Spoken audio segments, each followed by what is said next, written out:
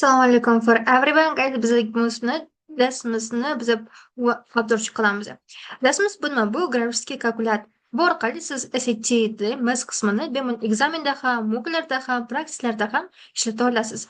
Lekin darsimizda qanchalik zo'r bo'lsa, shunchalik xohlagan qiyin misollarni ishlay olasiz. Keling biz birinchi obzorchi qilamiz. Masalan, biron bir qiyin misol yozdik. 234 plus buni 600 ko'pa chiqishingiz kerak. Chiqarib beradi.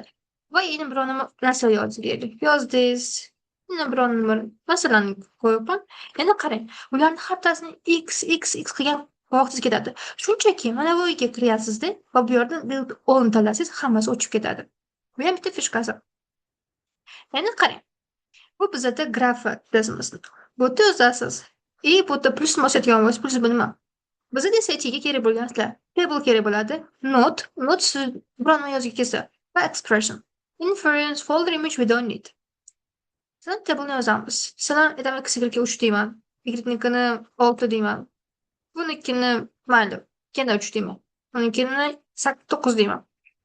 Bu yerda table'ni x bilan beradi. Endi mana bu yerni bossangiz, u sizga expression ham chiqarib beradi. Bizga liniya ham to'g'rilab berdi. Bu equation. Endi qarang, buni copy qilmoqchi bo'lsangiz, mana shu yerni o'zini bossangiz, copy bo'lib ketadi. Bizda yana mana bu yerni bosadigan bo'lsangiz, bu yerda nimalar bor. Bu yerda linear regression, quadratic regression, cubic regression, quadratic, exponential, qolganlari SATga aloqador emas. Logaritm ham bor ekan ko'rgan bo'lsangiz, masalan, keling biz sinov ko'ramiz. Sinovni bosib ko'raman. Exponential qilib berdi. Agar menga quadratic kelgan bo'lsa, quadraticni bosib ko'raman. Mana menga parabola ham ochib berdi. Bemalol darsimizga ishonsangiz bo'ladi. Mana siz yozgan agar bu yerga aynan kirish shart emas. Chunki klaviaturangizni o'zida ingliz tilida note deb yozsangiz ham sizda not paydo bo'ladi. Va hattoki table'ni bu yerga kirib shart emas. Chunki klaviaturangizda table deb yozsangiz o'zi kelib chiqadi. Expression ham bu fx. Agar sizda biron masalangiz uzun bo'lib ketsa, unda uni cho'zsangiz ham bemalol bu keltirsa bo'ladi. Bu siz uchun up to you. Endi qarang, bizda shu fishkalari ham bor. Bu ko'rgan bo'lsangiz, bu yerda x'lar bor, quadratik bor, modul bor, bizda functionlar ham bor. Function bu nima? Since, cosine va bilganimizdek, bolalar bizda SATda katangiz yo'q. Lekin bu darsimiz nafaqat SATda qo'llanadi, hamda AP examlarda qo'llaniladi. Shuning uchun bu yerda katangiz bor. Bizda hamma maximum, quantile bor, minimum, maksimum bo'ladi. Matrix sonlari ham bor, logaritmlar ham bor. Mana bu ABC bu ham sizga kerak bo'lishi mumkin. Hammasi bor, bracket ham bor, AB, bir xil tizimlarda. Ammo bu yo'lga kirishda sizda vaqtingiz oladi. Keling, men sizga mana shu narsani klaviaturada o'rgataman. Masalan, hozir not deb yozaman-da. Not tilib. Endi keling, menga root kerak. Buni qanday qilaman? Darsimizda SQRT bu sizga nima biladi? Shu ildizni beradi.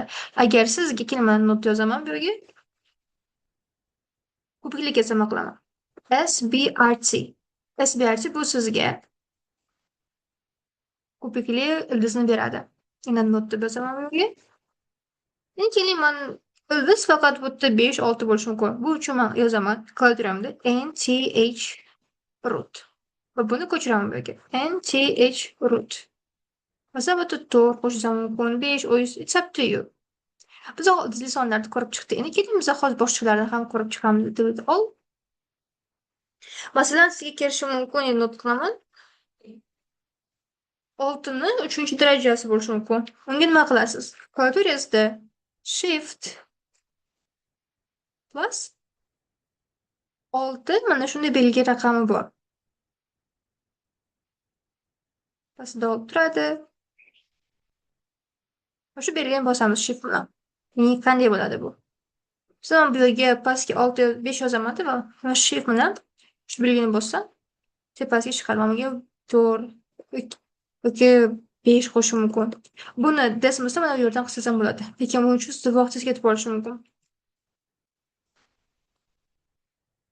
Endi keling, men C++ ni qanday qilishni o'rgataman. Protsent uchun yana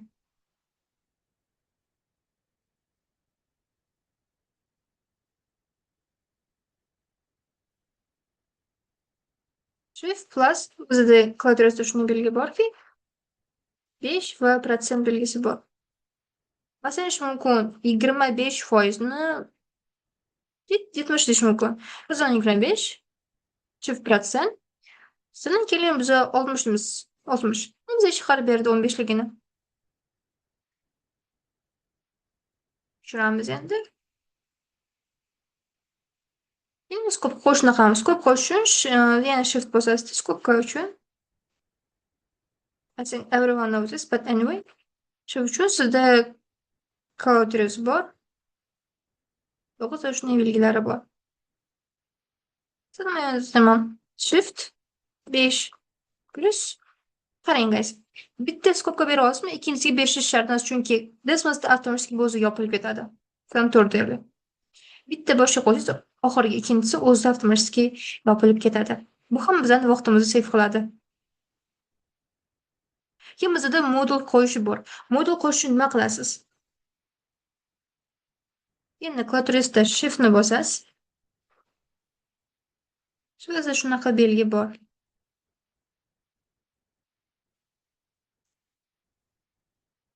Bosaman deb kelasan. 6 minus 6 deylik. Bizga buni ham qilib berdi. Va bizda yana bitta not qilaman bu yerda. Ingliz tilida modul absolute value deyiladi. Ya'ni siz oddiy ABS qilib mana shu 6 minus 6 ni bersangiz ham sizga shu qadar 0 sonini. Ya'ni mana bu belgi ham, mana bu ABC ham bir xil. Ya'ni ingliz tilida absolute value degani uchun desimiz ABC nimaligini biladi mana. Yaxshigina. Delete all. Grammar messages.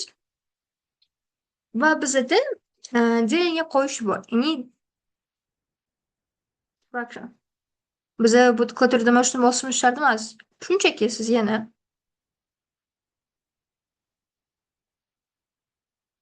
sizlar klaviaturasida oddiy hech qanday shift kerak emas sizga. Mana shunaqa belgi bor.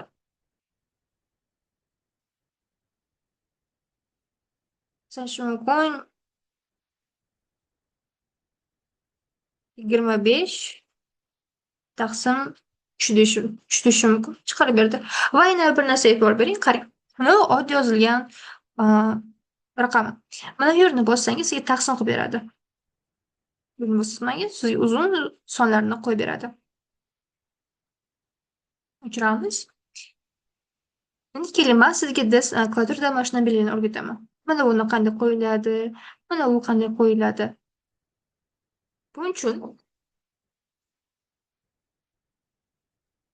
yana siz shift belgisini bosing. Qanday qilasiz? Shift va sizda shunday belgilar bor klaviaturangizda. Bunisi ham bor. Va bunisi ham bor. Kelisini tanlab olasiz, yo bu yo buni. Sizlar shift buni bosdim. Binargisini bosaman, bir xil. Endi bizda yana ikkinchisi bor. Masalan, ravnoligi bo'lishini tagida. Ravno shu qanday qilasiz? Endi shift bilan bosasiz va sizda oddiy knopka bor. Ravno belgisidagi knopka bor. Sizni bosib qo'ysangiz bo'ldi. Masalan, yana shift qilaman-da, shift va ravno. Nimada ravnolik ham qilib berish tuzig'ini. Okay. Bizda sinadigan kod va умножение qanday bo'ladi multiplication. Masalan, 8 ni ko'paytiraman 9 ga. Buning uchun yana shiftni bosasiz. Pastda klaviatura bor. Pastda 8 va bitta yulduzchalar bor. Shu ikkalasini bossangiz sizga умножение, ya'ni ko'paytmani beradi. Protsentni bildik siz bilan. Va bizda tilda degan narsa bor. Tilda bu nima? Klaviaturangizga qaraydigan bo'lsangiz, sizda mana shunaqa chiroyligina belgi bor. Bu ravnoni o'rnini bosadi. Ya'ni desmizdan juda hamma profi bo'lmoqchiman desangiz, sizga mana shu tildani ishlatishni maslahat beraman. Bu ravnoni o'rniga ishlatiladigan bir belgi desmizda. Okay, bunday bo'ldi. Tildani muhim qoidalaridan bitasini bo'ldik. Keyin man sizga endi braket ochish yo'lini o'rgataman. Braket bu nima? Braket biz shu narsa braket deyiladi. Tilda qo'yasizmi braket. Bu usul orqali biza ko'p savollar ishlaymiz. Desmiz SAT qo'shinlarni. Buni qanday qo'yishni? Siz yozasiz, desmiz sizga yana shift bosida mana shunaqa belgi. Yo'q. Buni sizga shift kerak emas.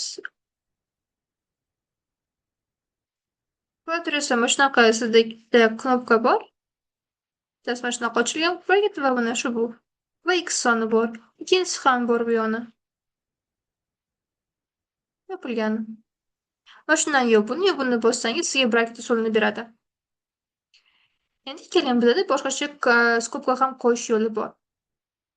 Masalan, sizga mana shu skobka kerak bo'lishi mumkin. Buni qanday qo'yamiz? Buni shift boya bosgan knopkalarimiz bosib chiqamiz. Bizda braket bormidi? Braket X va ikkinchisi ham. Sen bossangiz sen shunaqa qurol skobkani beradi. Va bizda pi soni ham masalan pisiga kirib bo'ldi. Siz mana bu yerga kirib vaqtingizni ketkazmang. Shunchaki klaviaturangizga not yozamiz. Pi ayni bosib sizga o'zi pin chiqarib beradi. It's easy peasy. Squeeze peasy. Zeleni ko'rdingiz biza siz bilan endi men sizga desmasdan bu yoq tomonini ko'rdim. Men sizga bu yoq tomonini obzorчик qilamiz. Masalan, mana uni yaqinlashtirmoqchi bo'lsangiz, yaqin qilib beradi sizga bostirsiz. Nimaga uzoq kelsa uzoq qilib beradi sizga. Endi keyin biz desmasni o'rganib chiqamiz chirog'ini, graflarini. Bu kirsiz. Bu hozir razyan. Masalan, keling. Biz sizda kosinus deylik, kosinus 40 deylik. O'ta chiqdi. Bu hozir razyanda. Agar siz mana shu degrega keladigan bo'lsa, bu yoqqa kirasizda, shu degrega o'qib qo'yasiz. Ikki degrega qilib berdi. Masalan, nafat kosinus, masalan, buni aytaylik sinus deylik. Sinus 40 emas, keyin sinus 60 deymiz shunchaki. Hozir razyanda buni desmizda degre qilish uchun yeah. Tegida shunday bo'ladi. So guys, biz razyan degan tushundik. Endi qarang. Reverse contrast bu nima? Bu rangini o'zgartiradi. Sizda qora rang olsa, qora rang hammasi bo'laveradi bemalol.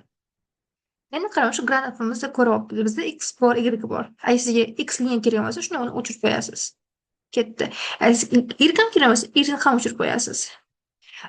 Va sizga x, y kelib turib, sizga arrowlar qo'yishmoqchi bo'lsa, shunchaki buni bossangiz ham bo'ladi. O'zi shunisiga qo'yib beradi sizga. Endi qani bizda mana bu hozir kletkali graf turibdi. Bizda shuni mana bu yerni bosadigan bo'lsa, bizga dumaloq graf qilib beradi.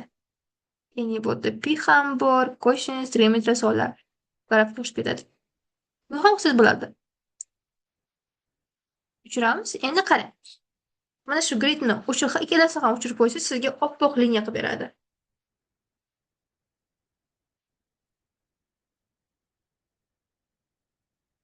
Va sizga ham desmas yordam beradi. Bu yerda pomosh degan siz helpni bossangiz, qarang, sizda guidebooklar ham bor, help center, support functions.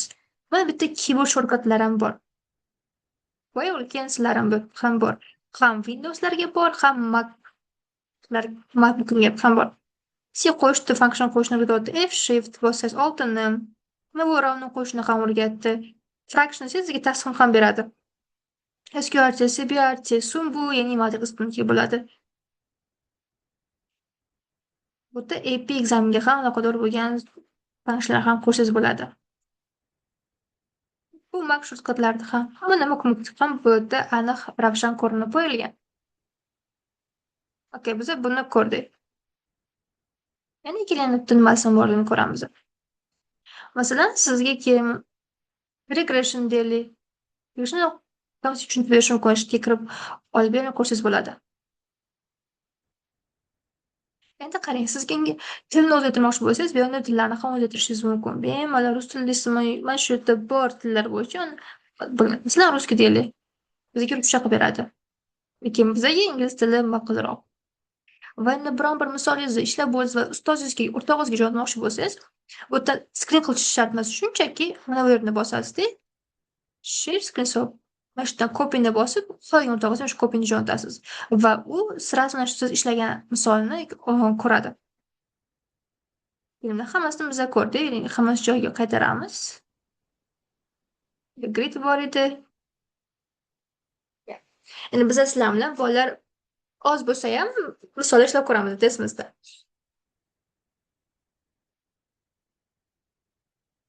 Masalan, shu quotient ishlab ko'radigan bo'lsak, bizda table berilgan ekan, bizda rational function bor, fx keyin x taqsim 3. Bizdan so'rayotganim y intercepting y ga so'rayotgan bo'lsa, x bu yerda 0 ga teng bo'ladi. Grafimizni ochib olamiz va yozamiz. Birinchi bo'lib table yozib oling. Va hammasini belgilab chiqib bo'ladi. -27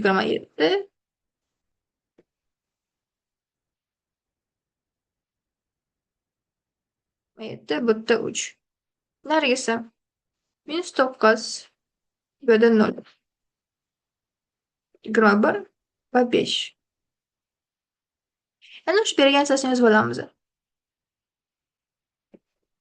Gx равно fx равно x plus 3. Endi qarang, bizda desimiz tushunmayapti, nima deyapti? Mana f nima? Mana shu yerga kirsangiz sizga tushuntirib beradi. Men yana emasga desimiz haqini ham o'rgataman. Biz bilamiz y ga tengligini gx ham. Endi mana shu narsani y indeksimiz. Y indeks nima? Biz bilamiz, grafimizda x ni y bo'ladi. Agar siz x ni y ga indeks raqam beradigan bo'lsangiz, for sizda desimiz grafda tushunmaydi.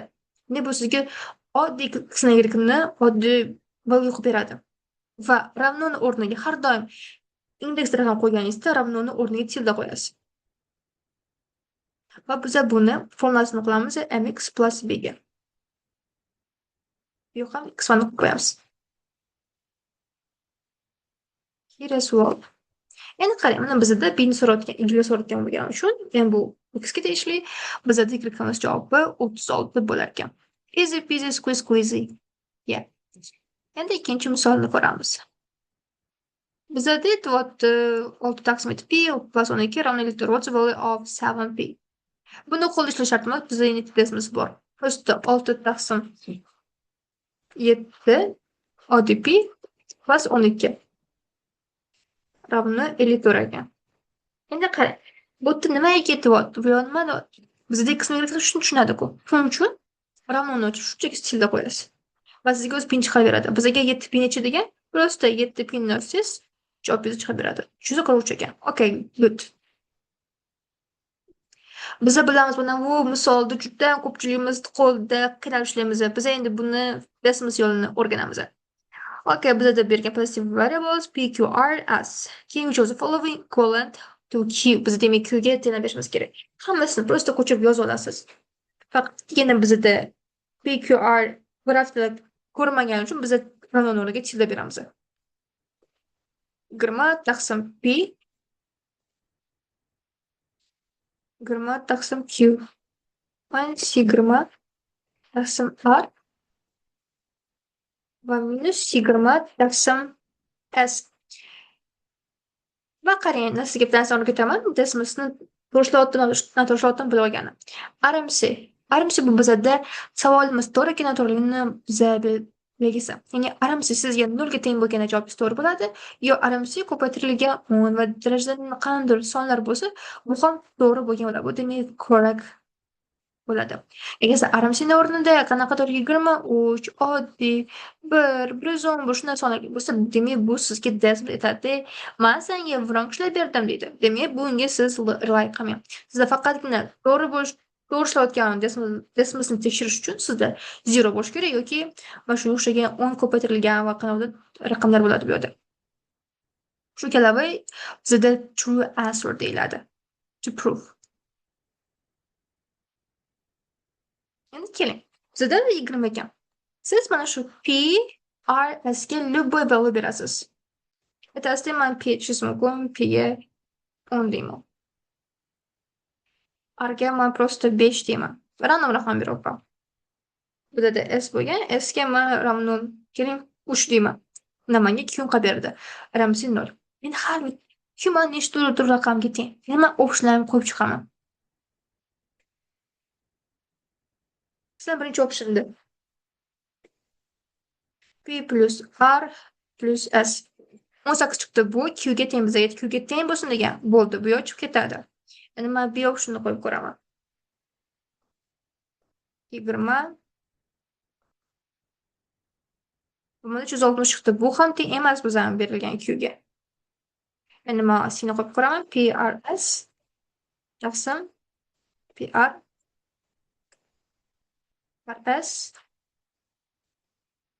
Bu qarang, bizani Q bilan bir xil son bo'lyapti. Demak, bizada to'liq answer bu yerda C bo'ladi, chunki ular ekvivalent bo'ldi.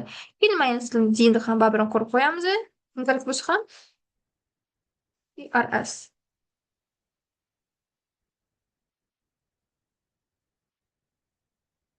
Yigirma R va yigirma S. Bu teng bo'lmadi bizdan Q'miz. Demak, bizada to'liq answer bu C bo'ladi. Shunaqa qo'shilib kelganda siz shunchaki bering va tilda bering va random raqam bering. Random raqamingizni ehtiyot qiling. Mana bu 20 bo'lgan bo'lsa, shu yerdan 20 dan oshib ketmas kerak. Shundan bu yerda 15 va 17 bo'ldi o'sha. Bu to'liq qilamiz, endi boshqasini ko'rib chiqamiz. Bizda mana modul keldi. What's all the positive solution to the given equation? Bizda meni topamiz ekan. Bu uchun nima qilasiz? Modulni berasiz. 15x minus 9 x va minus 9 teng olamiz 0 ga. Bu yerda qilgan bo'lsangiz, sizga sразу berib qo'yadi. Shunchaki yaqinlashtirasiz bu yerdan. Endi ko'ramiz, bu qaysi raqamga teng.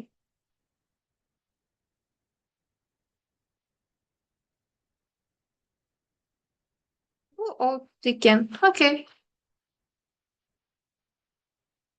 Nergisi-chi?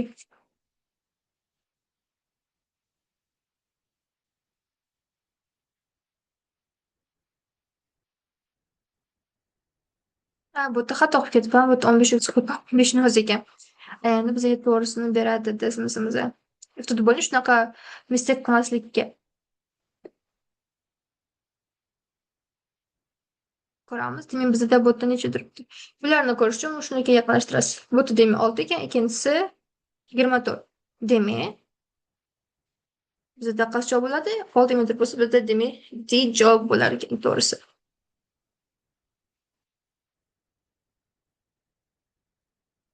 Endi qo'shni ko'ramiz. Endi qarang.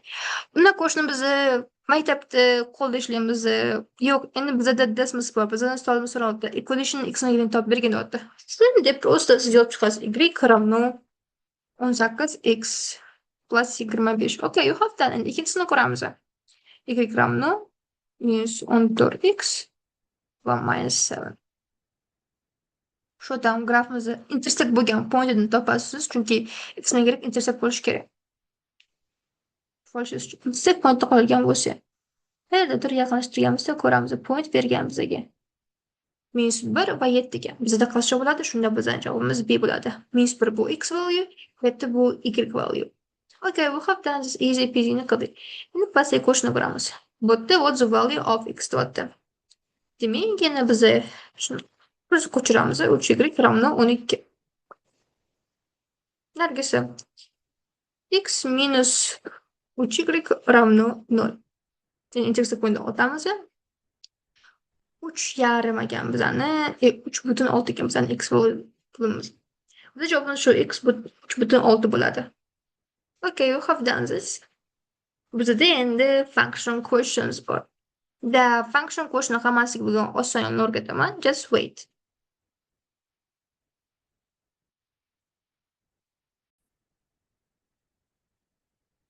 Yeah. Sizga bu aytgani shu bizda bracket savollari ham bo'ladi. Birinchi o'rinda bizda ustma so'rayapti. What's the value of 0? Bizda passive point bor ekan, bu -2 va 0. Endi oddiy ko'chirasiz. fx. Ha, ba'zilarga fx yoqmasa, siz qolishingiz mumkin. H x ham berishingiz mumkin. It's up to you. Kimsa bu yerda urushmaydi. Kamni -5.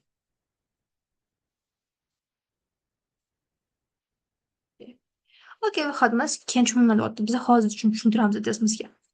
F yozasiz, ko'pga bracket va tilde. Bracket Bracket nima? Bracket bu sizni table'ni o'rni bosadigan bir usul. Masalan, men birinchi bracketni nima oldim? -2 beraman. Ikkinchisiga men 0 ni o'zim beraman. Va keyin topib berdi. Va shunday xato qilmang, bolalar. F berasizmi? F bergan ekan sizda skobka bo'lishi kerak. Agar F ni berib oddiy bracket yopib bo'lsa, desimiz tushunmaydi. Va bitta boshiga berasiz xolos. Ikkinchisiga berish shart emas. Yo sizga manga F boshda yoqmayapti yozsangiz, mayli biza keyinga kirib biza F ni ichiga beramiz. Ichiga bergan savolni bu skobka kerak. Bir xil bo'ladi. Hamma o'zidan so'rayotgan nima? F 0 berilgan. 80 ekan. Easy peasy'ga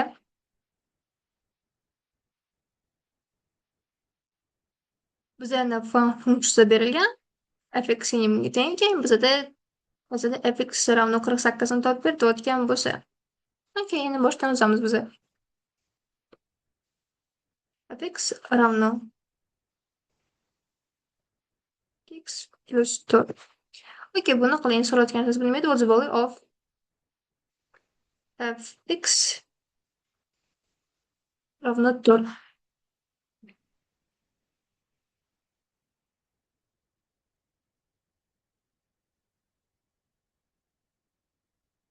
Chiqmadi. Keling, just wait.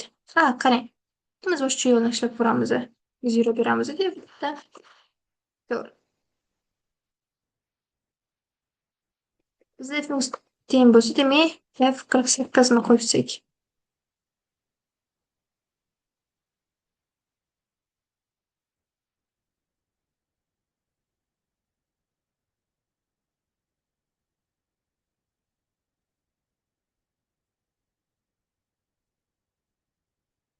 Mana bu тоже chiqdi. Ko'rganmisiz? Pointini ko'rdik. Yetishtirayotgan pointi 2 va 48. Bizda qism topayotgan. Siz demak, bizning javob bu yerda 2 bo'lar. Qarang, mana bu yerni bosmang. Bizda 48 ni berib qo'ygan. Bizda 48 emas, bizga shu telan berdi ekan. Demak, our answer will be just 2. Yeah, A answer is correct. So guys, biz sizlarni bugun ko'rdik. Eng popular questionlar qanday ishlanadi, qanday qo'yish kerak desmizga, qanaqa bracket yo'li bor va qanday funksiyalarni qo'ysa bo'ladi bemalol topish uchun. So, bye bye. Till the next lesson. See you for everyone. Have a nice day.